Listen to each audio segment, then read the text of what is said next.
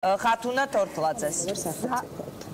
დღევანდელი მონაცემებით ინაუგურაციის ცერემონიალს დაესწრება სომხეთის რესპუბლიკის პრეზიდენტი, საფრანგეთის ყოფილი პრეზიდენტი ნიკოლა სარკოზი, ასევე საფრანგეთის ყოფილი თავდაცვის მინისტრი და სოციალურ საქმეთა ყოფილი მინისტრი, თურქეთის რესპუბლიკის ვიცე-პრეზიდენტი, აზერბაიჯანის რესპუბლიკის სპიკერი, სერბეთის ეროვნული ასამბლეის სპიკერი, ჩეხეთის რესპუბლიკის სენატის პრეზიდენტი, ლიტვას სეიმის სპიკერი, პოლონეთის სენატის მარშალი და პრეზიდენტის კანცელარიის ხელმძღვანელი, მოლდოვას ვიცე-პრემიერ-მინისტრი, თურქმენეთის ვაჭრობისა და საგარეო ეკონომიკური ურთიერთობების მინისტრი, გაერთიანებული არაბეთის საემიროების კლიმატის ცვლილების და გარემოს მინისტრი, ბელარუსის რესპუბლიკის ეროვნული ასამბლეის საბჭოს თავმჯდომარის მოადგილე, ისრაელის ქნესეთის ვიცე-სპიკერი და საგარეო საქმეთა მინისტრის პირველი მოადგილე, სუანის გენერალური მდივანი, უკრაინის საგარეო საქმეთა მინისტრის მოადგილე, ყირგიზეთის საგარეო საქმეთა მინისტრის მოადგილე, ამერიკიდან ჩვენ სტუმრად გვეყოლება USAID-ის წარმომადგენელი